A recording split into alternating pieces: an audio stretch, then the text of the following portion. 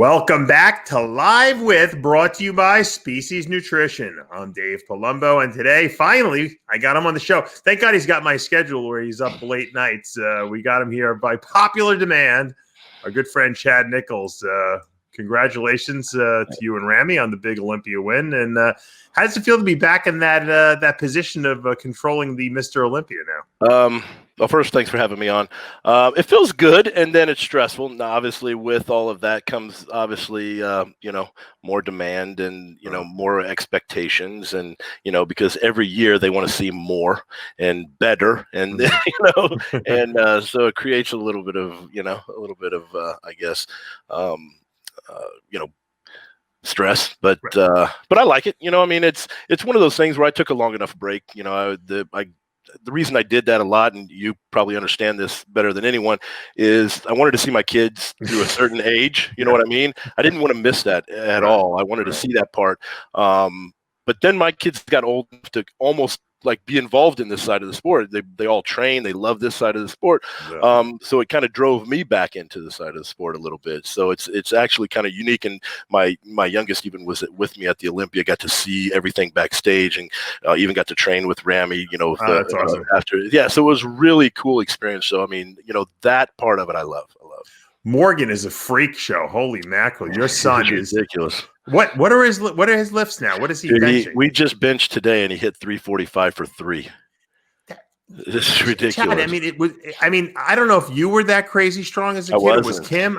Who was the strong one? Kim was strong. Like, Kim was really strong, but we never pushed her strength, But I guess her father was ridiculously strong. Oh, really? Right. Okay. Yeah. She told me stories where, because he was a football coach his entire life, and she told me stories where he would, not train for 6 months, and then like go into the gym, and the guys were horse assing around, and he would literally just get under 405 and just crank it out like it was. Oh, wow! All right. So I didn't even know she came from like a crazy genetics background. Yeah. Holy mackerel. So, and the father was Russian. So you have Russian genetics. Yeah, right. And he was 20-inch calves, 20-inch neck, like. Freaky. 5'7", though. He was short, though. I think he was 5'7". So the height comes from you, though. Height comes from my side, yeah. Because Morgan's all about 5'10" and a half. Were you nervous when you were seeing how strong he was getting in the gym? Because you hear like bit. Everyone says like, oh, kids shouldn't lift that heavy. Exactly. You hear all the crazy old wives' tales and stuff. Right. Obviously those are, I think a lot of that's based off of how far you push things and other aspects, obviously. But there was a point where I was like, holy shit, like, where's this going to stop? Like when is this going to quit? And it just, there doesn't seem to be any like barrier of where this could possibly go, because he's been very consistent. Like, he started at 8, just almost 9. He has been very consistent all the way through, never missed anything, never been injured. So his progression has been just very steady, consistent. Right, but most kids don't get that strong. They don't.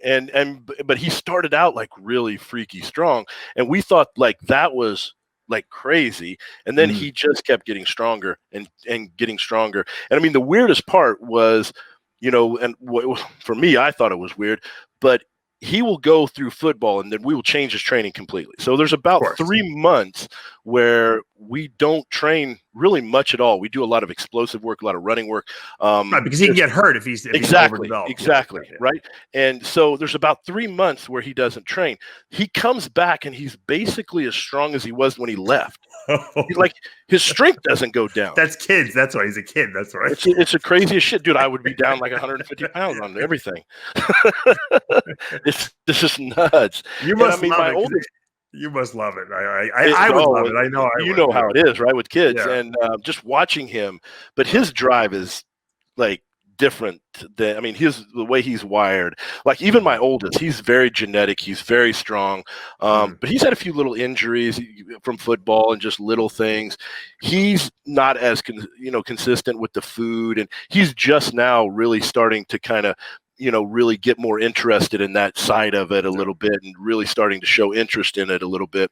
Where Morgan has been very like dedicated to that from day one. Food, eats every 2.5 hours. I mean, he gets up, makes his own food, egg That's whites, crazy. and all this shit. That's Yeah, crazy I that mean, he's that dedicated. yeah, I mean, it's insane. But then to watch it, Mhm. I mean, because I mean, you know how it is. We come from the gym, and we've seen a lot of this, Of course. and a lot of it is just hard for me to wrap my head around. Like it just seems, like impossible to fathom that it's possible. And then I'm as a dad, like, oh Jesus, like, is this too much? Like, I don't Right. want to see him get injured and Yeah, stuff. of course. You know what? Yeah, it's like an injury. right.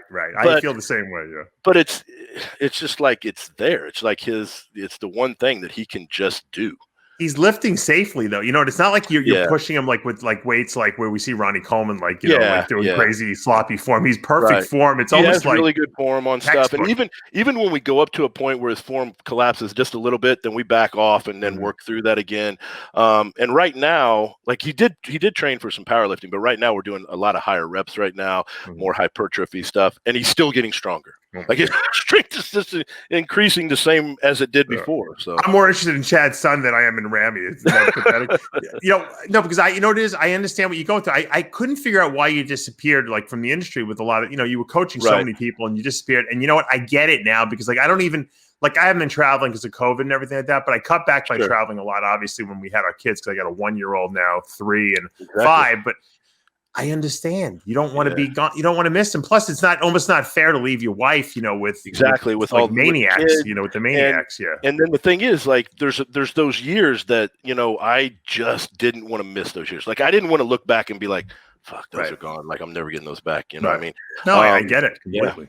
Yeah. Luckily for me, everything is online now, so it's almost like it doesn't even matter if you go to the shows anymore. Yeah. Yeah, you can do everything basically. Like we found that out. I mean, you don't have to leave your house. I mean, really, I haven't. Yeah. I tell people, since COVID, nothing's changed in my life other than we don't go out to eat. It became more demanding, like online. I mean, everything now is online. The whole it's football actually stuff, like they're having meetings online, and everything is online. Oh, really? Oh, yeah. seriously? I mean, all Wow. I think the beginning, like they didn't like football stuff. They didn't do any preseason. Mhm. Everything was meetings online. That's which I mean that's why I think we had more injuries this year in professional football than ever before because nobody trained, nobody got used to things and progressed into it. But I mean we saw that like just how everybody's lives has completely changed for like this. Are you nervous sending your kids to school during this whole time? My kids are all online and we didn't. So we chose not to. No, because here's why. Mainly because our schedules are so screwed up that we're late nights. But honestly, our fear was we were going to send them to school and then they were going to lock back down and then they were going to be home anyway. Right. And originally they only went 2 days a week. So the kids were going like they altered. So if you were like from A to N, you went like Monday and Thursday. And if you were, the rest, then you went Tuesday and Friday. Everybody was off on Wednesday because that's when they cleaned the schools and stuff. So we just chose to keep them all online. Now they're supposed to send everybody back the first of the year, like January or something. Right. But if you were already doing online, you can stay online and still be eligible for sports and everything. So we're just going to keep them online. So. I got you. I don't blame you. And we were going to send our kids back too in January. And then I'm like, you know what? I'm just going to wait till the vaccine comes. Yeah. No, my son hasn't really started kindergarten yet. It's not till next year. So and I mean, it's every day, like from both schools. So my oldest is in high school, my youngest is in middle school. I mean, it's every day. COVID alert, COVID alert, COVID alert, COVID alert. I'm just like, fuck it, I'm not going to take no chances. Right. Yeah. Did you would you ever condone or actually encourage your sons to do bodybuilding? I've told them both, that I want them to choose their path. I want them to figure out what they want to do, and then I'll support them, in that.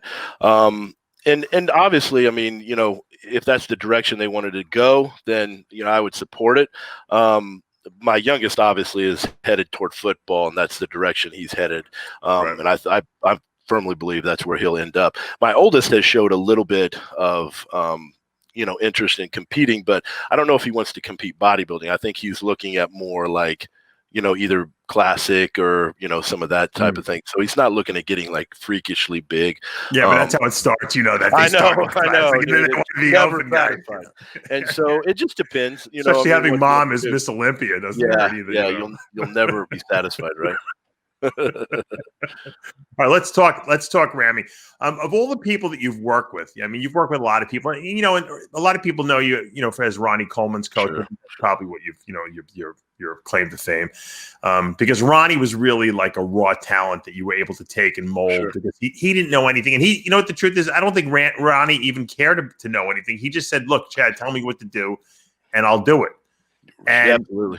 that's like a dream client to have, right? Because Without a doubt, especially when they have are built like Ronnie. Yeah, when they're built like Ronnie and they're wired like Ronnie, you know, so you realize that he's going to do and work hard. And I mean, you just knew it from the get-go. The minute I talked to him and just, you know, learned more about him and, you know, what he'd done. And you know, most people look at Ronnie as like this good old boy, just kind of a good old boy. Ronnie's actually really smart. I mean, he went to college at Grambling. Like the minute I knew he was smart when I saw his handwriting. And his handwriting, I don't know if you've ever seen it. Yeah, it's perfect. It's unbelievable. Yeah. And I'm like, okay, this guy is just like kind of a good old boy, just kind of laid back and everything. But he's actually really smart.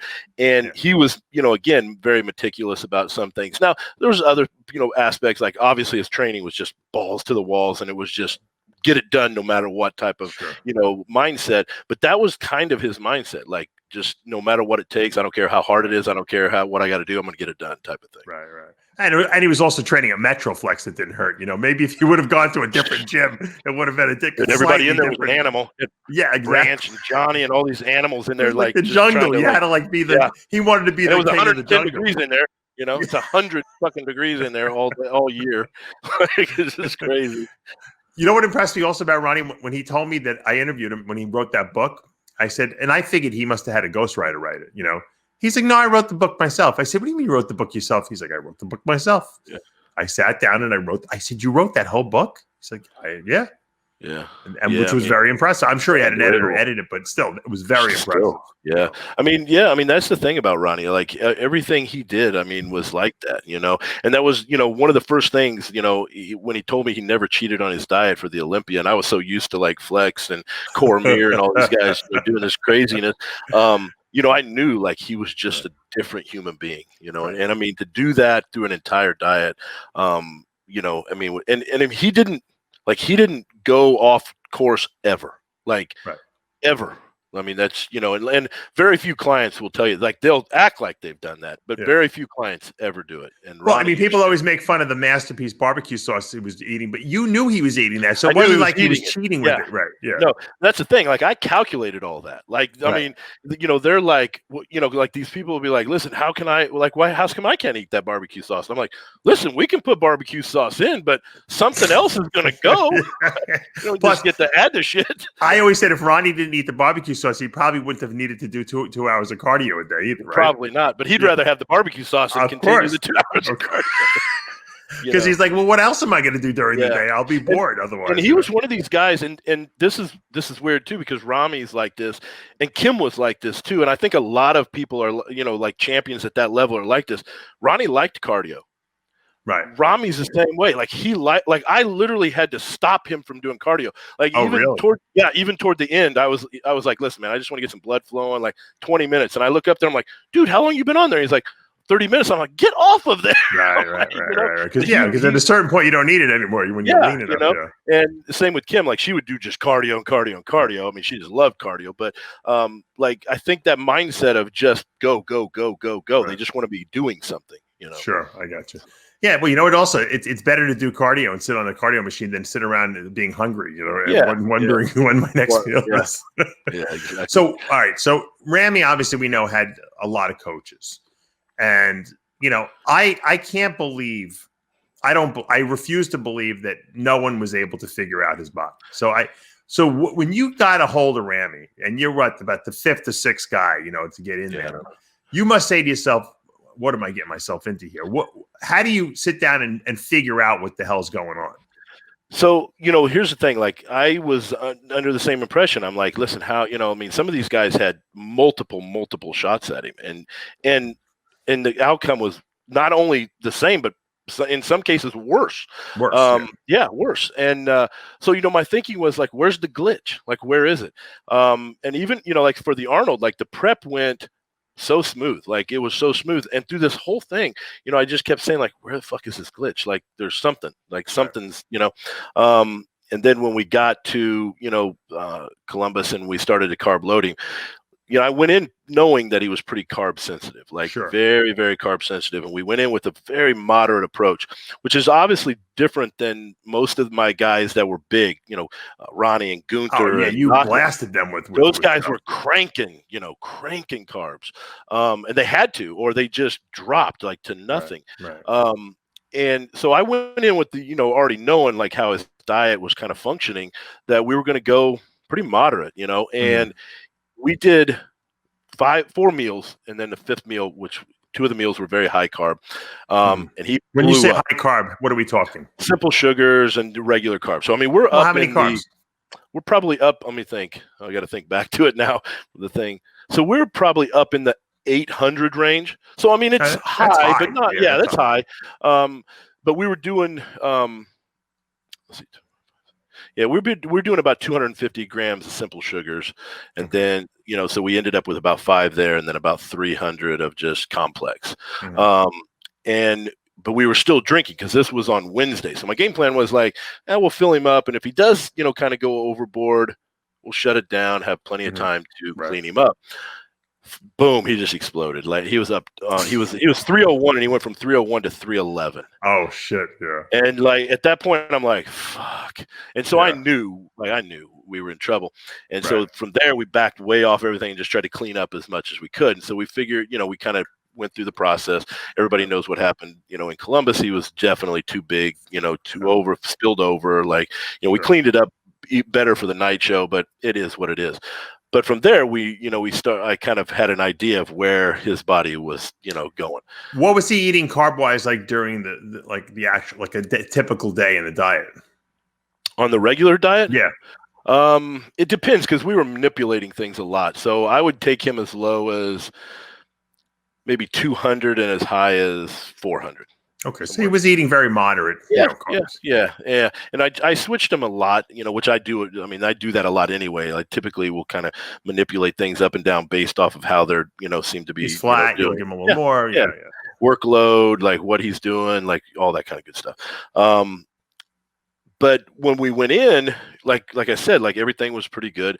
So I thought and he was actually a little flat, like just a little bit flat. So I thought like, perfect. Like we traveled him there a little bit flat, like he's going to load well.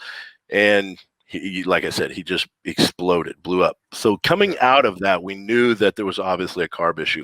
So what I started doing was, let me ask you, let me stop you for a second. Did you like the way he looked in Columbus when he got there? Absolutely. Loved it. Okay. I would say that was that was a week out? Week out, yeah. And I would say he was probably he was definitely better here, but I would say he was within 10% of this. Okay. Like, I mean, he was close. He was very, very close. But he was a little heavier. So, he was about 300 pounds in Columbus, and he walked on stage Friday night at 92 and on Saturday at 89. Those were weights. So he was definitely, I think he was, so he must have been leaner, Chad. Yeah. For the Olympia. He was, yes, definitely. But he was still lean. Like, I mean, but the difference was we had a full off-season prep for Columbus. So he was drastically heavier for Columbus than he was. So we never got him like big for the Arnold. We kept him, for the Olympia. We kept him, I think the heaviest he got was 25 maybe, but he was up into the 40s, before Columbus. Right. How come you guys didn't try to like compete like at Tampa or New York or something like that? So here's the thing. So he was, we originally planned on going to Australia. Right. And so the game plan, was to go right to Australia. And then it was canceled, of course. And then it was canceled. And he took the last flight out of Kuwait. I'm not sure if you know this, but he took the last flight out of Kuwait.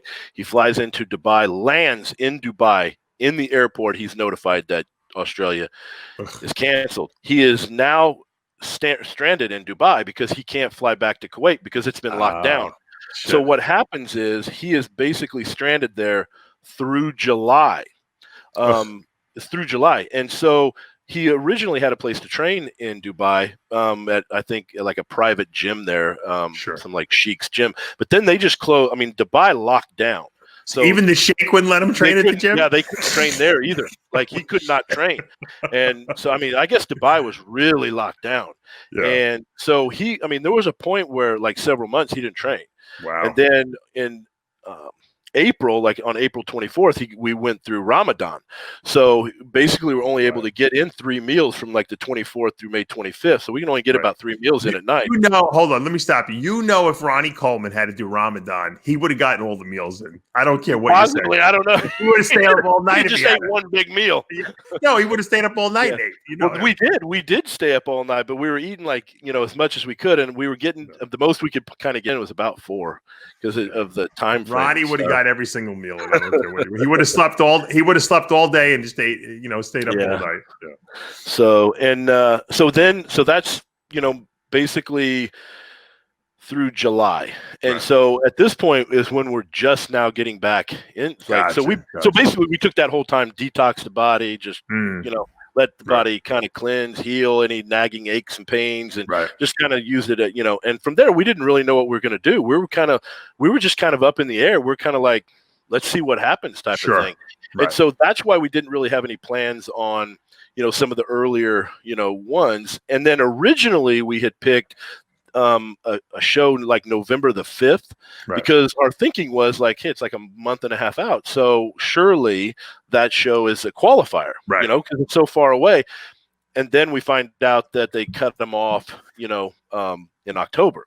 So which is a little stupid. Actually, it was kind of crazy since there wasn't so many. We just figured that the November show was going to be, you know, qualifier, you know, because there hadn't been any real qualifiers, you know, and so then when we found that out, we're like, fuck, what do we do? And I kind of looked at everything, and I'm like, man, I can get you to 90% and we can qualify, because at the show we had chose was the Spain show or whatever. It was the top 3.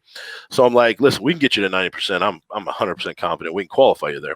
And then of course he ends up with COVID. And so at this point we're like, fuck, now what do we do? You know? And so that's, you know, when I, you know, called Jim and was like, this kid's like literally, and at this point he's kind of like, fuck, like, what do we do? I'm done. I'm done.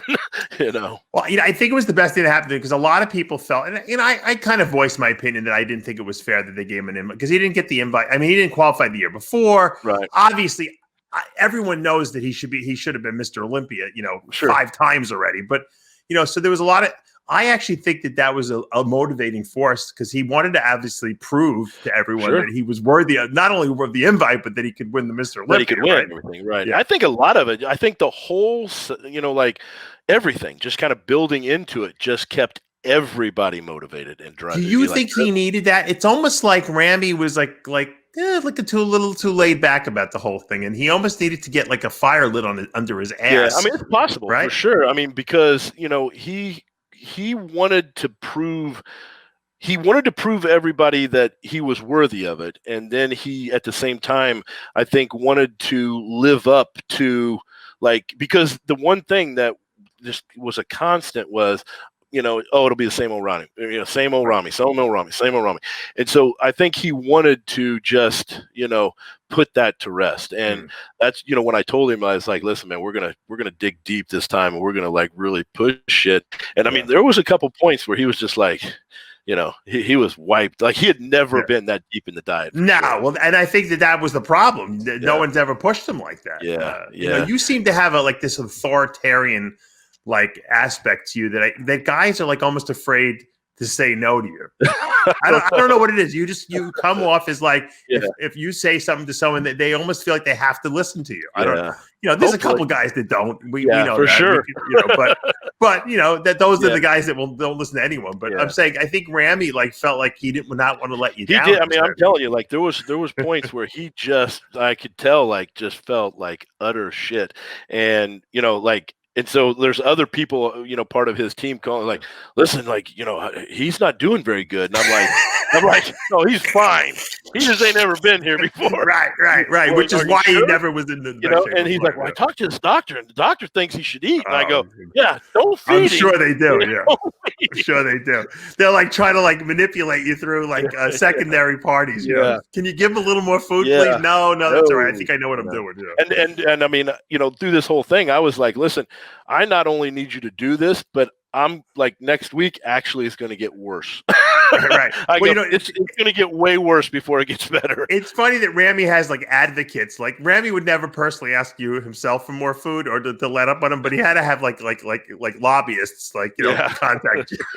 And luckily, you're not. I think a lot of it, like he's worshipped over there, and so I think they feel so bad for him. They're like, oh my gosh, I don't want to see him, suffering. Right. And so like we've got to help him. We've got to help him out. I've said it before. If you want to be the best bodybuilder that you can be, and that's whether you're Ronnie Coleman or you're Joe Schmo, you have to be willing to go into that zone of death, suffering. Yeah, I don't have to tell you. You lived with Kim for how many years? Yeah, for sure. And I used to see that she had the death face, which I used to call the death face when you get on stage. When you have the death face, you're in the best shape of your life. And I told him, I said, listen, at some point, you're going to feel like death.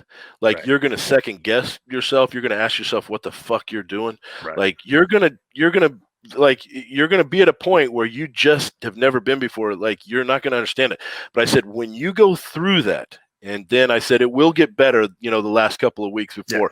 But I said, you're going to go through that. I said, when you step up on stage and present the physique that we're going to present, you're going to be like so proud of how you did it. Like that's the part that's going to be amazing.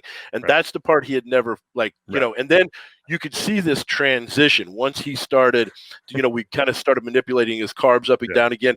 Like he just lit up, like, he just lit up, and I remember calling him and I'm like, how you feel? I felt great. And I mean, I didn't even because he knew he looked good. Right. Yeah. He looked phenomenal. I'd added just enough food back in to kind of give him energy. And he's like, great, Mr. Chad. Great. Mr. Chad. Yeah. He had his eyes. He looked like he was in a refugee camp because he had the sucked in face, which he never, he always used to have the puffy face. You knew he wasn't in shape just looking at him, Yeah. And so, all right. So at 3 weeks out or whatever it was, you and Dennis have been breaking my balls. Really, it's Chris Aceto's balls. Because when I saw that you guys had Ramy coming 3 weeks early, which by the way was a brilliant move on your part. Yeah, I would have brought him there earlier, but we hit a point where, like I said, they were trying to like, listen, man, I don't think he's doing good and all this. Right. And so I called Dennis and I'm like, dude, we got to get him here now. Like now. And I called Ramy and I go, listen, drop whatever you're doing and go to Phoenix now. Yeah. Like seriously. And he was there 2 days later. Right. But listen, I mean, you guys are breaking balls, but really you guys did panic. There was panic in there because you knew that this was a critical point. If you didn't get Ramy there, there's no doubt. Like he was gonna fall apart. Like we needed, absolutely. Like here's the thing. So you got to give Chris a little credit. We called it right. It was the brilliant. I say it was a brilliant. It was the wrong panic. Yeah, it was the wrong panic. By the way, like 100%. Like I'm getting ready to drop Team Mayhem shirts that say "Train every day like panic." Like that's a guarantee. Kim's working on that shit right now. But you know what? It was a brilliant move on your part because you identified. Here's the weakness in Ramy's armor that screws him up for the last 7 years. Yeah. We got to get him over to Dennis. That Dennis was basically Kato Kalin for him. I mean, he basically babysat him for 3 weeks, which God bless him because you know what? Here's the thing. You weren't putting him in your house, that's for sure. Yeah. Well, I would have put him in here. Like I told him, like, you got to either come here or there. Dennis had a bigger house than me, so it was better. I'm sure the last thing you need is another kid in your house, sucking your refrigerator dry, But here's the thing. I told Dennis, I go, listen, here's what we've got to do. I said, he's getting ready to go to a place that he has never been before, and everybody around him has never witnessed it before. They don't have any idea what they're doing, even if they mean good.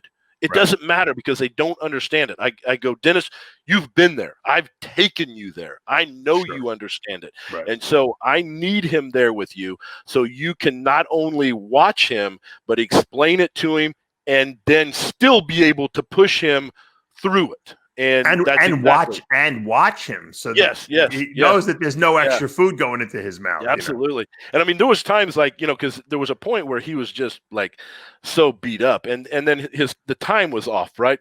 And I talked to Dennis and I go, "How's he doing?" And he's like, "He's doing awesome." I said, "He's getting everything in." Yep. He goes, "He went to bed late last night." Because Dennis goes to bed early. He goes to bed at like 9:00. No, he told me that. Yeah. And he goes, "There was one point where like I thought, okay, you going to do your cardio?" And he's like, "Yeah, I'm going to do my cardio." And I'm like, "Okay." So Dennis gets up the next morning and rewinds all of his video stuff. Oh, my God. He's got cameras all through the house. And he's up, yep, sure as shit, 1:30 in the morning. Wiped out his cardio, hours worth. And who does cardio at 1:30 in the morning? But see, his schedule was off. So he had to kind of, because coming from Egypt and stuff. So like it was off. And because there was a couple times because I go to bed so late, I texted him just so we would have the message first thing in the morning. And he texted me right back. And I'm like, "What the hell are you still doing up?" And this is what he told me: "I'm afraid to go to sleep." Like, because he was so like, he felt like he was dying. He's like, "I don't go to sleep." It's funny how, you know what it is? Here's the problem, Chad. And I know.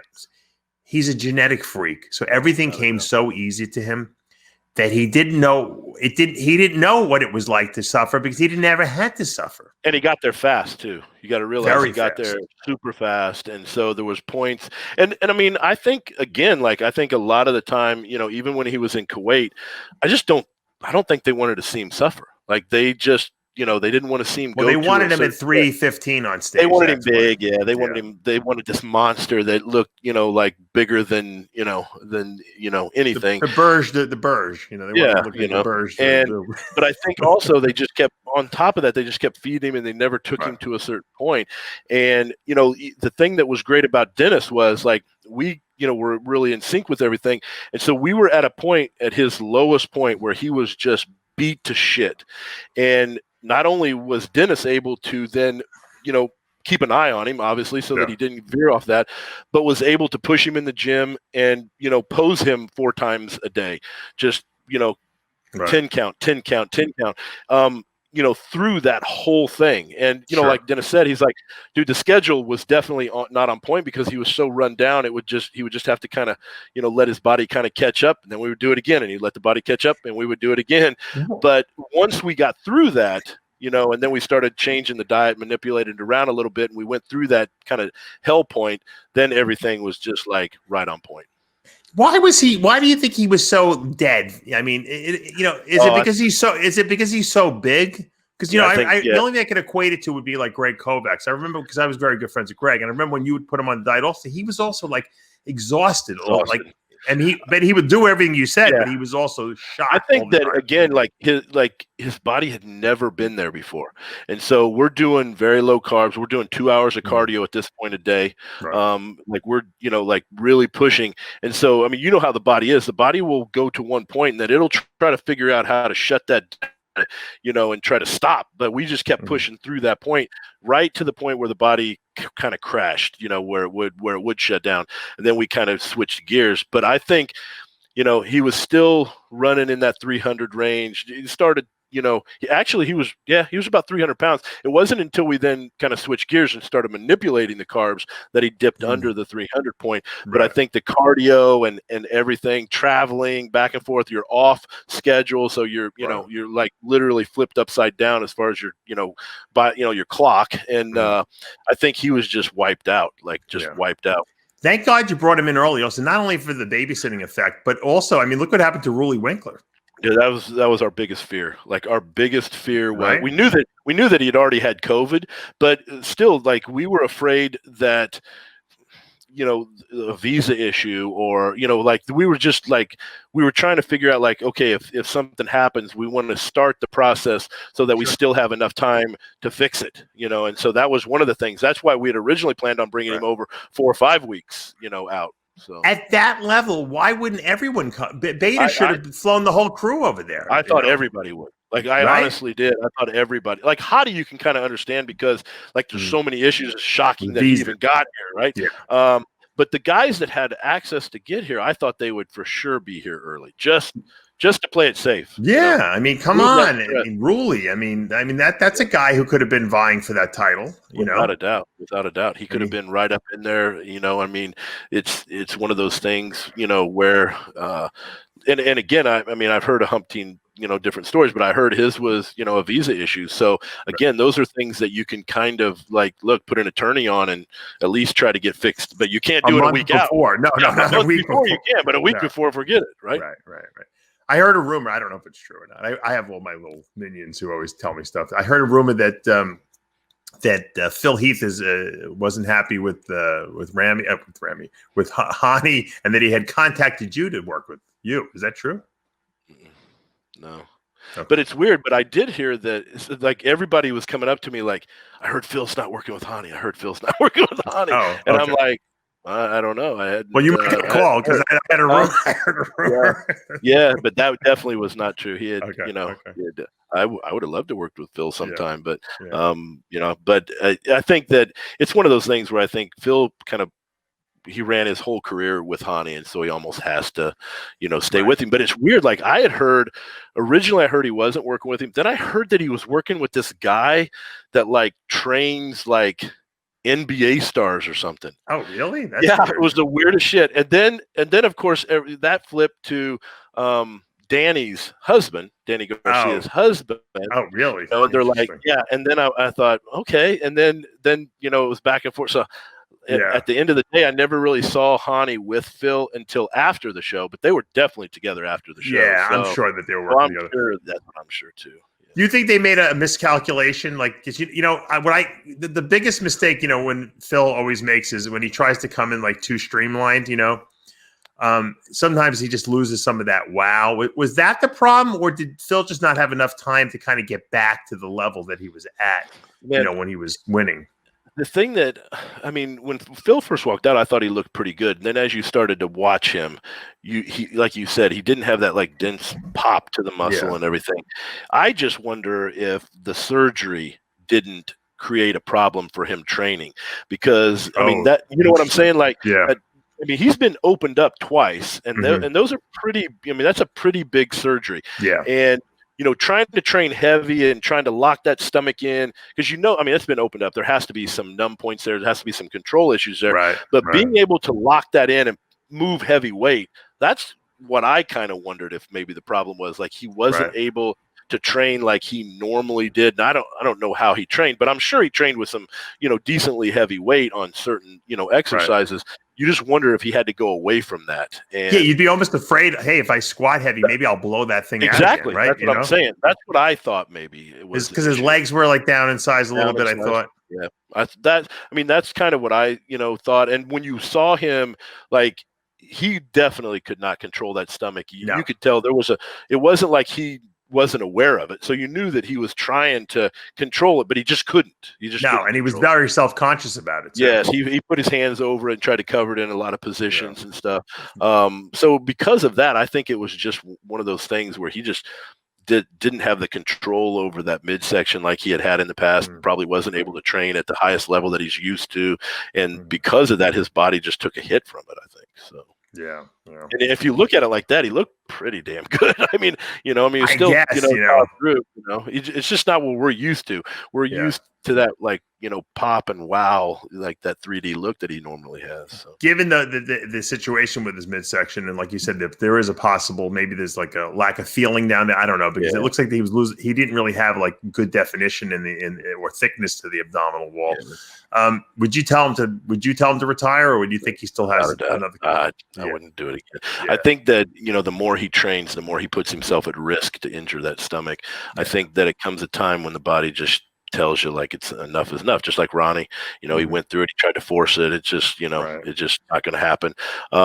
And again, I think he's the same situation. I think, could he push it? Yeah, I'm sure he could push it, but I think he would end up, with the same issue. And the way it tore right through the center of that, it was an umbilical hernia, but it tore right above it too. And I mean, that could be dangerous. I just don't think it's worth taking a chance on. Would you, did you advise Ronnie not to do that last show that he did? I told him it was completely up to him. I told him it was going to be like we were going to have an uphill battle because the nerve damage had already set in. I told him, I said, listen, you can look. I said, you're going to be right in there, but man, it's going to be an uphill battle. And I said, there's the issues that you have, we can't fix. Like there's no way we can fix them. And I said, so we're going to have to almost try to balance the two sides out. So we have to bring you down and just kind of get you as hard as we possibly can and try to, balance those two sides out. But I said at the end of the day, it's going to be noticeable. They already know it's there. So it's already on their minds. We're never going to, create a situation where it goes away. I said, so, if it was me, I would call it, but it's just like the mindset of an athlete, you never want to quit. No, and he wanted to win 9. He wanted that. So. Yeah, he wanted it. We all. I don't blame him. We wanted to see him win 9 too. No, I mean we want that. We wanted it, but like I said, I think it puts him, in a group with him and Haney. You just look at that group now, and you're just like, man, it's just such an elite group. It's just amazing, and that's why I really thought Phil, for him to win, everybody's like, oh, Phil, it's fixed. Phil's coming back. I'm like, I don't know. For Phil to be put in that 8 group, he really has to show something spectacular. I mean, because that's, you're talking Haney, you're talking Ronnie. I said, you're talking an elite group, Right. I mean, you take Ramy out of the show, he still doesn't win. Because he Brandon really comes back better than he was last year. He was, he was good. And Hottie looked, if Hottie would have looked like he did, Friday, like he did on Saturday, dude, he's a second place, finisher. Yeah. So, those guys were very, back and forth. So I think that either way, Phil wouldn't have got it done. So yeah, no, I agree with you. But you know what? It still added a level of excitement to have him in the show, I guess. Dude, I agree 100%. He was the unknown factor coming in. Everybody, asked me what's the unknown? And I'm like, Phil for sure, because we just don't know. Nobody had seen pictures of him. Sure. And you saw him online and he was very confident. You saw him at the press conference. He was overly confident at the press conference. I was like, it was going to be amazing. Yeah, the way he was so confident. Because I was looking at him, I'm like, it looks like he's kind of smaller. Legs look down a little bit, this and that, And then I see him at the press conference, and I start second guessing myself. I'm like, holy shit! With this attitude, he's got to look really good. Right, you're right. I asked Sandow. I said, Chris, what do you think if Kai Green had come back to do the show? I said, who would have won? And he said, Ramy. And would you agree with that? I do, just for the simple fact that I think Kai's a phenomenal athlete, but again, I think he's been away from the stage long enough that it just wouldn't. Rust. You just don't. People, even if you take a little bit of time off from the gym and then you go back to the gym, there's points where you think you're just killing it in the gym. Yeah, think you look great. Yeah. And then all of a sudden somebody comes in, you're like, fuck, that was okay. And it's the same thing with the stage. You just, you think you're in this mindset of dieting and then you're not, because you've been away from it for so long, And I think Kai would be under the same, not that Kai hasn't trained and, through this whole process and stuff, but there's still, there's a lot of things that obviously you do when you're getting ready for an Olympia type, showing versus, everyday life. So I took a picture of myself, I don't even remember what I did, but I thought I looked so great in the gym. I took a picture of myself and I was like, man, I look good. And then I go home and I pull the picture out. And I'm like, I put it on my computer screen. I'm like, I erased it immediately. I was like, I must be so delusional, because in the gym, in the mirror, you think you look good. You got a couple of that lighting. And I'm like, so I'm thinking, guys, they get back into it. They start believing, I can make the comeback, but they don't realize that, looking good in the gym, in the mirror, is not the same thing as getting back on the Olympics. And the sport just keeps moving. I don't care what they say. This, these guys are just constantly moving forward. Continuous movement. Yeah. You skip a beat for, just, one season and you're playing catch up. I don't care who you are, unless it's a productive, off season or something. But if you just kind of be like, oh, I'm just going to chill out for a year and you don't compete, and then all of a sudden you're going to make a comeback type of thing. Unless you're right there, it's going to take you a while. Very few do it successfully. Nasser El Somebody versus Big Ramy, both at their Nasser at his best versus Ramy at this Olympia. Who wins? Ramy. Yeah. I think so. Better Yeah, I back. mean, yeah, I was gonna say like he takes him from the back. Nasser was good from the side too. You know, and again, phenomenal, you know, abs and stuff. You got a tight midsection, you know, good quads, obviously. But I think from the back and everything, like it's a different shaped back, which gives Ramy a completely different illusion than Nasser had. What would Nasser, if he was alive, what would he think of Ramy? He'd like him, obviously, because You he's think he Egyptian. would? Yeah, What do you always yeah. feel threatened by him? I don't know because he's Egyptian, so I don't know. Like, I think he would like him, but probably I don't know. Maybe he would, maybe not though, because Nasser was kind of territorial, so he may not. That's what I'm He may thinking. not like the fact that he was from Egypt. Maybe He would also think he was like lower class because he was a fisherman, right? And Nasser was like an intellectual, right? Yeah, yeah. That's possible. Now that you say that, that's possible. He was. I know Nasser was hated funny. me. Yeah.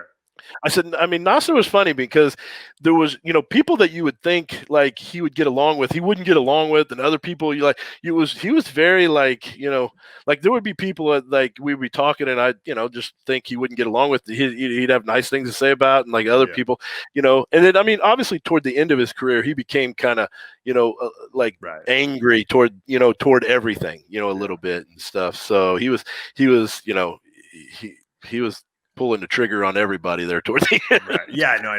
It's funny because Nasser hated me, but like to my fate, and we did a lot of appearances together. To my fate, he would hang out with me and ask me millions of questions and pretend he was like my best friend. But I knew that there was this level of there was something, I don't know. I don't know if it was a jealousy thing, because there really was nothing to be jealous about, but there was something, maybe he didn't like the fact that people thought I was intelligent or something like that. I don't know. I mean, he didn't go into detail about stuff. He told me that he spent time with you one time, and then after that he didn't like you. I don't know. You know, it was funny with Milo. She explained the whole thing to me. Like, I mean, he went into detail, like why they kind of had this like little kind of tiff. You know, so Nasser, I would hang out with Nasser. Like if I was like dating a girl, like I would go to the bathroom. Nasser would like try to give him his phone number all the time. And the girls would always tell me, you know, and they're like, and I never got mad because I thought Nasser was like, I thought it was funny almost because he was so, you know, blatantly, you know, Nasser about it, you know. But he called me one time. And he called me one time and he's like, "What are you doing?" And I'm like, "Oh, nothing. Getting ready to. I think I don't know. I think Kim was posing or something. So we were just talking and stuff. And I'm like, "What are you doing?" And then he's like, "Oh, I'm sitting here talking to Melissa Coates," and I'm like, "Yeah, Melissa." And I'm like, "Really?" I go, "Where are you at?" And he's like, "Oh, I'm upstairs." And I'm like, "At home?" And he's like, "Yeah." I'm like, "Where's your wife?" "She's downstairs." Okay. I go, "She doesn't care?" "Well, I just tell her to stay downstairs." I'm like, "Dude, you got the fucking life then, dude. The upstairs is off limits for everybody." Milos told a story, and that Nasser invited him to dinner with his mother. The mother was from, I think the father was Egyptian. The mother was from Serbia too. Serbia, yeah, that's what I was thinking, maybe. And so he, you know, and so they're eating dinner, and Nasser leans over to Milos. He goes, "Ask my mother if one woman is enough for a man." Milos is like, "But do it in Serbian," he said. You know, Milos says, "I'm not going to ask your mother that." He's like, "No, ask my mother." You know, he had that smirk on his face, Nasser. Milos, ask my mother. Ask my. Nasser, I don't want to ask a mother. I feel very not right time right now. Ask my mother. So Milos asked her in Serbian, and she goes, "Oh, for my Nasser, no, he needs many women. No one woman is enough for Nasser." And so that's where Nasser. That was the mentality. That's 100%. I can tell you that was 100%. Yeah, that was his mentality, and that explained the lie. I had never known that, but Nasser told. I got off the phone, and Kim's like, "What's he doing?" I'm like, "You don't even want to know. Not even going to go down that road." Did you hear that Melissa Coates had an amputation of a part of her leg, almost like a Flex Wheeler? Yeah, just recently. No kidding. Because I had just recently talked to her. She was kind of trying to think about getting back into the industry, and we just chatted, you know, online a little bit, and then she was dating the like this wrestler, and I know he had some health issues, like some stuff or whatever, like hip replacements or something. He was like, you know, kind of a Sabo or something like that. He was like a wrestler that, you know, and then she was like talking about that, but I didn't know anything about her having. Yeah, recently I got to get her on the TV show to tell the story. Wow. I think she had a clot or something like that. Also, Like some a kind blood of clot in crazy, the leg or something. Huh. something like that.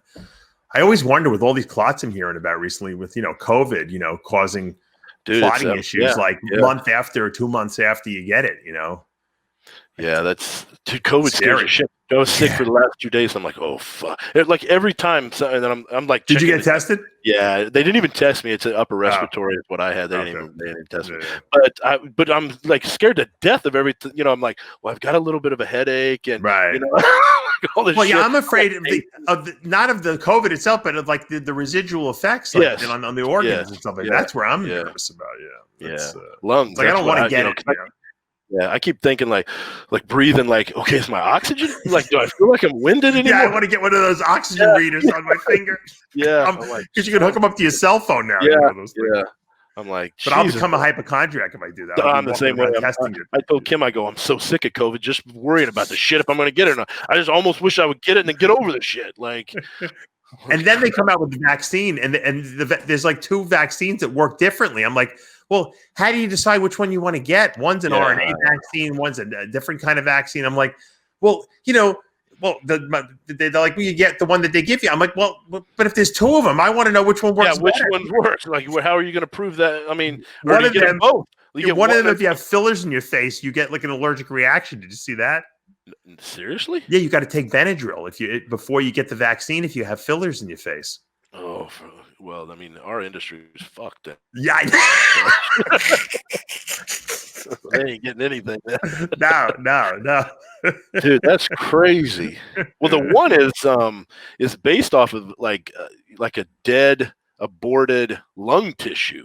That's the one that's got to be kept. Yeah, so the technology is based off of aborted tissue from like a lung, like a baby's lung tissue. I think that's the one that's got to be kept at like -95 degrees. Yeah, it's like crazy how low. And I'm thinking to myself, like, okay, if they got to keep it that cold, and it started out as an aborted like no chance am I taking that. I don't give a shit. I ain't taking it. Forget it.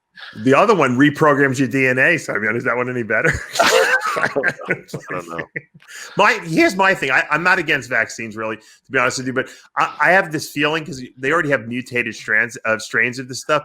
You get the vaccine, and then there's a new strain that comes out, like the flu, and now you got to start taking a vaccine every year. That's what I said. Like, dude, I go, here's the thing. I go, it's a virus. So I said, the virus, the whole purpose of it is to adapt to the host. So it will just keep adapting, which means that every year we're going to have a different strain of this shit, which means that every year there will be a different vaccine that you have to take. Yep. I'm just like, forget it. Because the flu is the same way. Like, I mean, there's how many strains of the flu now? I mean, it's just ridiculous, I'm glad I didn't sell my dad's Pfizer stock, when he passed. I kept it. Thank God. They got that one vaccine. They'll be loaded. That stock's going to go through the roof. Through the roof, yeah, for sure. Apple and Pfizer, you can't go wrong with that. Between Viagra and now the vaccine, right? Yeah. It's going to get worse too. I mean, because I think that this is the first one. Like I said, there's going to be multiple, so that will just continuously. They'll have the patent on it, and they'll just keep modifying it. Yeah, exactly. Yeah. Exactly. Yeah. And do you think we'll ever be without masks? I hope so, man. I hate the masks. I hate them. But I do. I don't know. I mean, it's weird because when you look at all of the statistics, and I mean, I'm a statistics person, so when you start looking at the numbers, like New York versus Florida. I mean, Florida actually has a higher population than New York. New York has been locked down basically all year. They've been wearing masks basically all year, and yet they have a much higher rate of death and cases than Florida. And Florida has been open for a better part of the year. They've at least been, more relaxed on everything. Absolutely. And their numbers are lower than New York. Now, and we have more old people here too. Exactly. You have more at-risk people there, in my opinion. Now, granted, New York is very, congested, obviously, so it's a little bit, different. But I don't know, man. It just, I mean, when you start looking at everything, it just seems odd to me, like how everything spread and where the places were, some places this, some places that. Like, I don't know. It's hard to trust. I'm not really a conspiracy theorist, but like there's certain things that just don't add up. And I think that the way people handled everything and the way they did everything was just kind of weird. Weird. Yeah. To me, I agree too. I think why put the economy out of business? Yeah, it don't make any sense. It just doesn't make sense. I mean, we've had plenty of epidemics and flus and stuff like that. I don't get it, but that's not for us to decipher. Yeah. We're here to decipher bodybuilding. What do you think about Chris Bumstead winning the Classic Physique Olympia, standing on stage with Big Ramy, standing on stage with Sean Clarita? Wouldn't you like to see an overall? I don't know about an overall, but I would love to see those three together. Like, I would love to see for the fans. I mean, for a fans award, not for any type or anything like that. Yeah, I think just having those like three on stage together would be unique. I think that would be unbelievable. I mean, obviously you would, at that point you would have to, like if you were actually judging, it would be judged based off of, who's elite based out of the category. But which would be cool. But I think that just having those three as a photo op, just, right, would be fucking insane, right? Yeah. Because I thought because Big Ramy and Bumstead did a photo shoot together, and I saw that. Yeah, I thought those were the most unique photos. Like they just look unbelievable. Yeah, no, and Bumstead is structurally so big that he actually he's stand next to Ramy. In there, yeah. If you think I know he doesn't want to do it because he does have health issues, but you think Chris Bumstead, 20 pounds of muscle, can stand on that Olympia stage?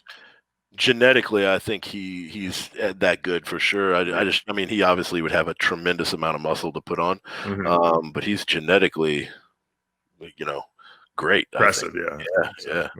And I think this was. I think that was a clear win for him, and I think he had improved areas, enough to make his overall like silhouette just look unbelievable.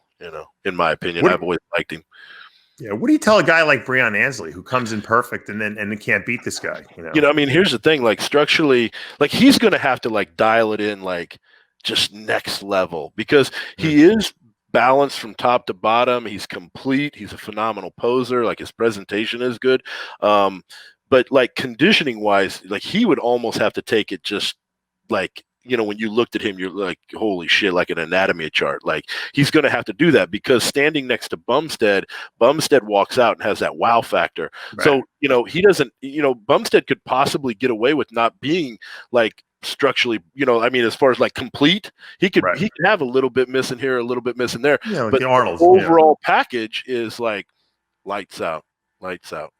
Yeah, because you see Rough Diesel on there who wound up in second, and you see he's got like that classically like wowish physique, whereas Breon almost looks like he could be like an open bodybuilder guy. Or I think that Breon, like the thing that I noticed this time about him, at least what I kind of thought, is that he didn't flow as good this year. Like I don't know, I thought he looked a little flat when he first walked out, so his muscle didn't pop, and so it almost made him look. I don't want to say structurally bad, but like it almost made him not have like that like wow structure that he normally does. And I saw pictures of him leading up, that was like 2 and 3 weeks out where I thought like he looked ungodly, like just unbelievable. Over dieted maybe. That's what I'm wondering because when I seen him, he almost kind of looked bunchy a little bit, like his like muscle didn't pop, like everything just kind of didn't have that like, wow factor. And and then Bumstead walked out, and you're like, holy shit. And then Rough Diesel walks out and you're like, holy shit. Like this kid is like peeled. Yeah. Well, you said it earlier. I mean, sometimes you have to cut the cardio back, if you're in shape at 3 weeks out. I mean, otherwise you can actually, you can actually make yourself worse. Yeah. And I think that's what Breon, based off of the way he looked, you could tell like his body had already went to a point and then they were trying to keep it there and it just was kind of not working out, because he almost always looks like just freaky in shape and he just didn't, He probably needed a couple of McDonald's meals, rather than more cardio, that's what it comes down to. I hate to say it, but sometimes you get to a point where you have to almost kind of unpeaked yourself. Yeah. You have to kind of go overboard a little bit and then come back around, let the body kind of reload. Who was the most dangerous guy on stage in your mind against Ramy at the Olympia? I think Hottie was probably based off of his overall conditioning and muscle. That was the guy that worried you. Yeah. I don't know if he was the guy that worried me, but when we were watching the whole comparison, I thought that he was the closest comparison to him, just because like his conditioning was so good and stuff. He's always going to lack muscle, so Ramy's always going to have kind of a little step ahead of him a little bit, because even if everything is equal, Ramy is just bigger. Yes. But dude, you got to give it to Hottie. Like, I mean, he, on Saturday night, I thought his conditioning was good.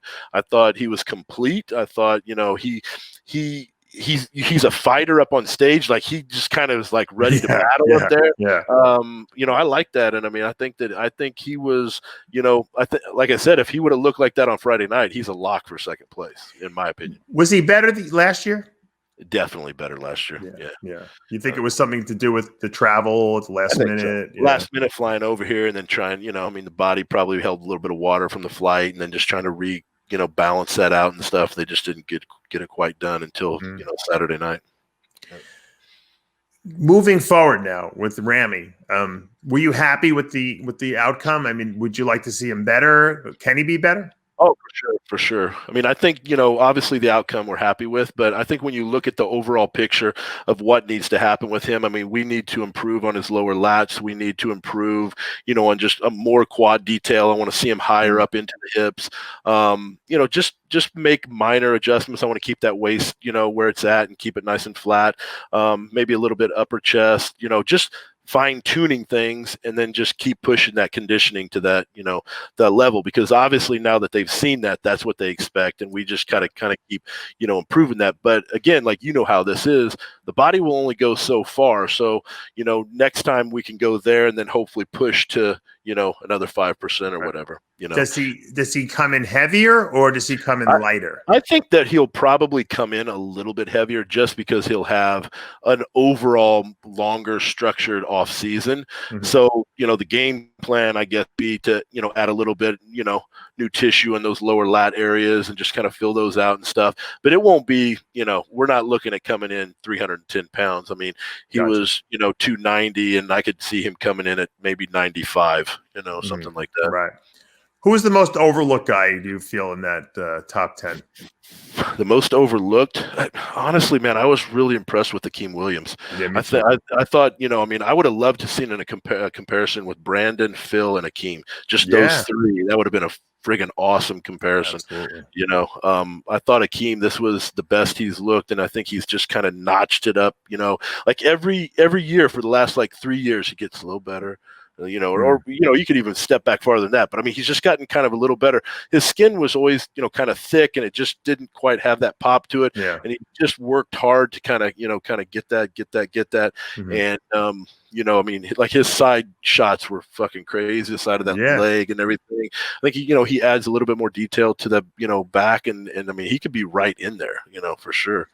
I agree 100%. I mean, he's been, like I said, I've known him since he first started. Yeah. I worked with him for a long time. I was gonna say, I thought for a long time. Yeah. Until I kind of handed him off to Oscar, but because he really needed the hands-on, in the gym type of stuff. Because he didn't need any more work with how much muscle he had. He needed work with refining what he had and learning to train and feel body parts. Because, sometimes when you're too strong, that's not good either. Dude, because he's a powerhouse in the gym too. I mean, I've never seen a human being as strong as him because, I've squatted a lot of weight when I was heavy. I would squat 700 pounds. And when I stepped out with the weight, it felt freaking heavy.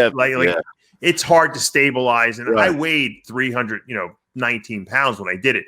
I seen Akeem step out with that weight like it was 135 on his back. Yeah. Like, it's funny, because Morgan had trained for powerlifting, and then we were going to switch everything over to hypertrophy style training and stuff. So I told him, I was like, listen, we're going to change things because, we're going to go from pausing and doing all this stuff to keeping constant tension. And so I was looking through the stuff, and I came across one of Akeem's, videos where he was squatting like 600 and some pounds, and he wasn't locking all the way out. And he was just and it was just continuous. And I was like, I'm like, this is crazy. And me and Morgan watched it 10 times. It was just watch him bent row 5 plates on each side. Better than Dorian Yates. You would think he was bent rowing 135. Yeah. That's that's genetics, you know. Yeah, Sometimes you yeah. can't beat that, really. But I was really impressed with him, and I mean, I think that Yeah.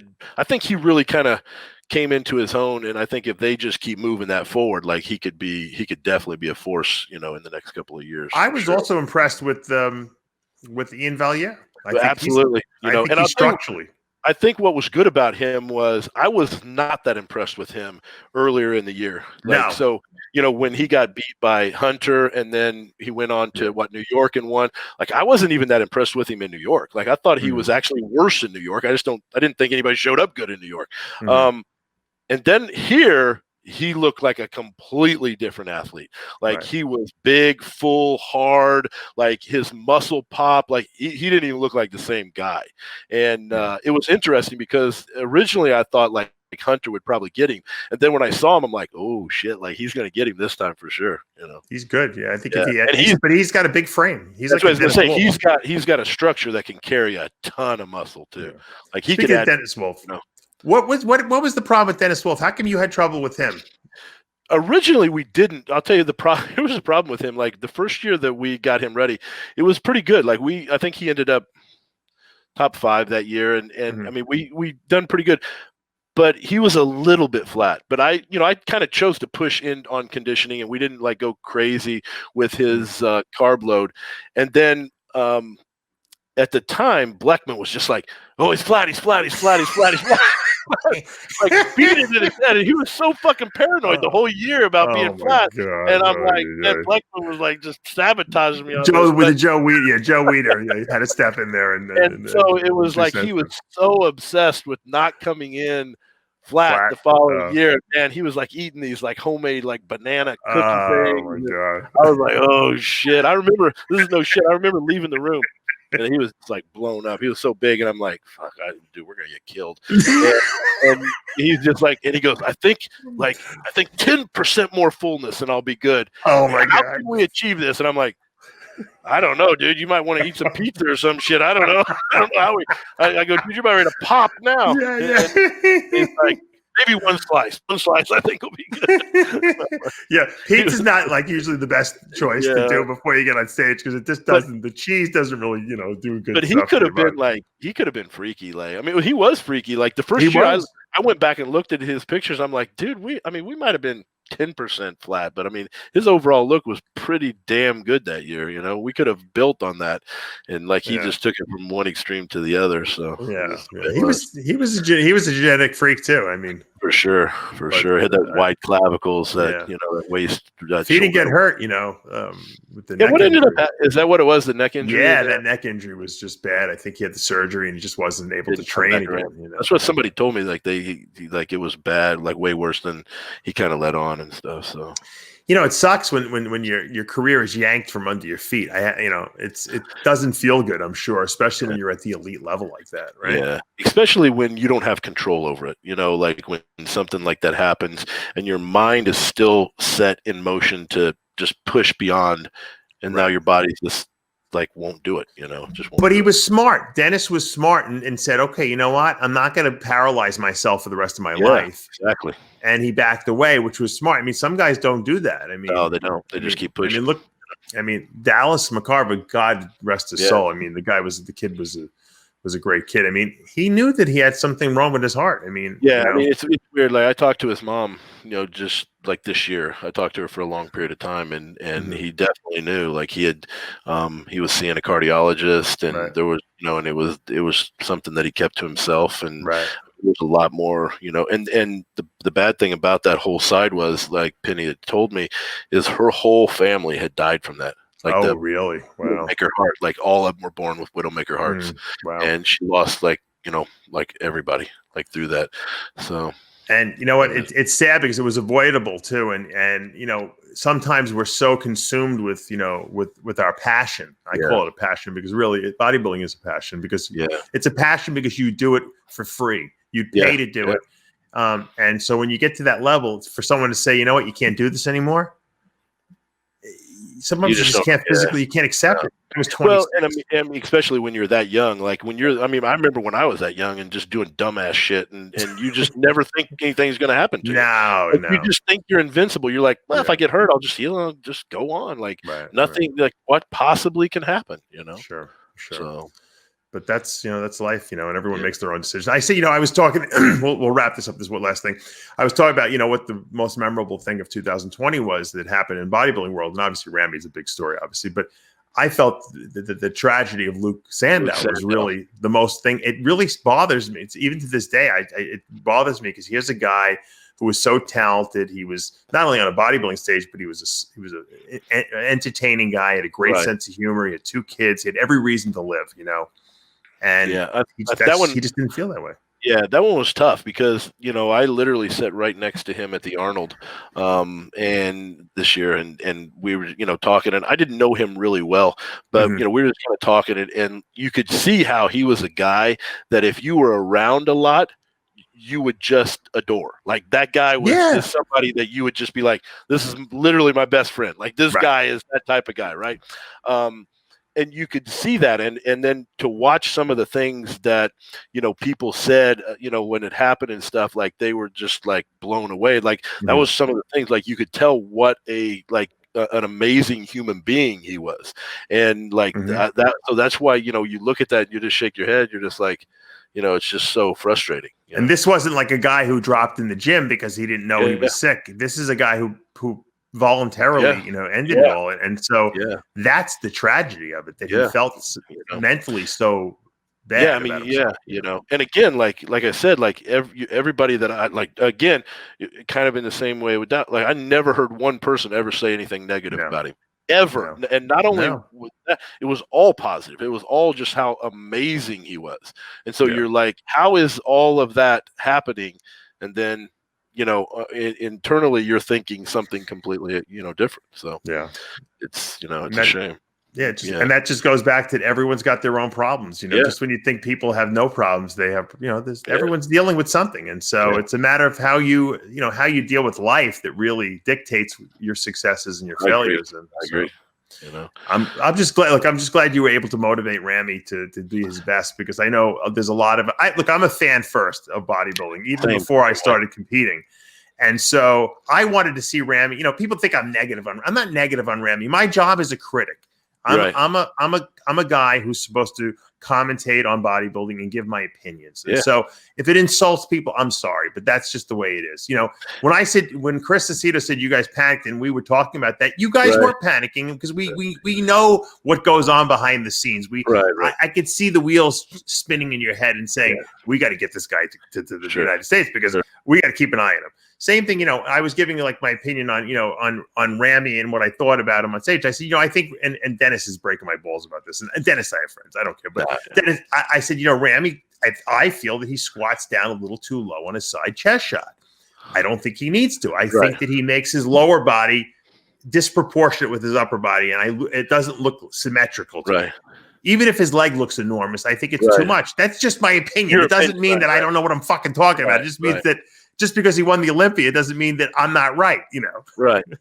Yeah. I think, and again, those are always going to be opinions that people, like some people's going to like it, with the arm back and more in this and twist. Like I like that. And everybody will tell you that, like, I like that drop down look because it drops that hamstring more.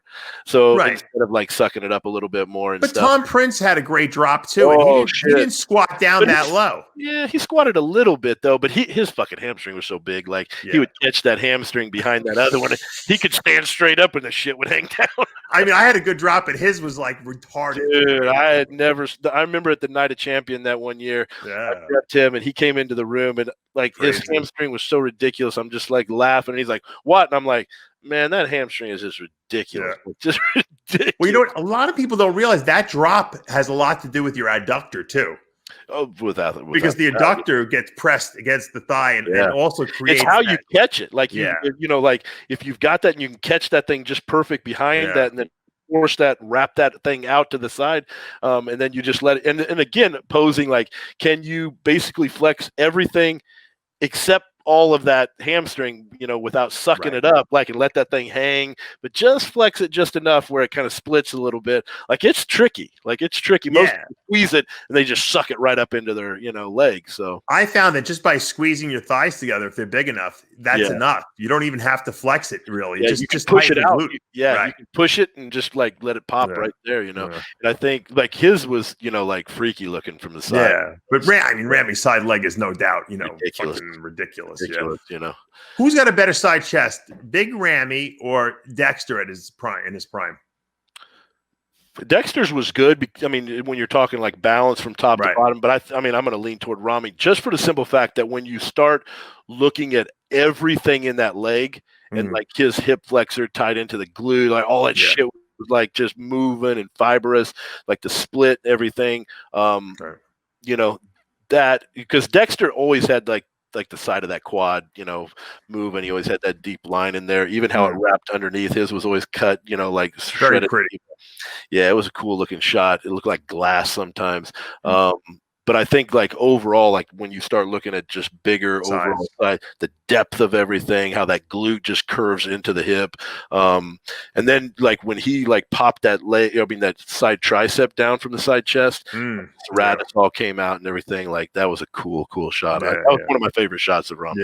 Yeah, you guys had him really good. So congratulations on the big win. And once again, I know it was a lot of stress and was it the most work you've ever put in on a client? Dude, I was pretty damn motivated. I was pretty motivated for this. Well, the guy's a genetic freak too. He's a genetic freak. Like I failed at the Arnold, and I'm like, I am not failing this time around. I can promise you. Plus, I'd have never heard the end of it from Egypt. That's for sure. That's right. Now I think if you go to Egypt now, they're going to give you the same ticket day parade they gave Ramy. They have been the response I got from it was like overwhelming, like just amazing. But I was pretty motivated. Like I was on top of everything. My brain was like running 100-mile-an-hour. Like I was trying to stay 15 steps ahead through this whole process. So like I knew like there was a lot. And I mean, most people don't realize like there's so much pressure because he is so watched. Like I mean, there's literally like channels out there that everything he did just Ramy, just Ramy. I'm like, oh my god! Like I like if this kid doesn't win, I am never hearing.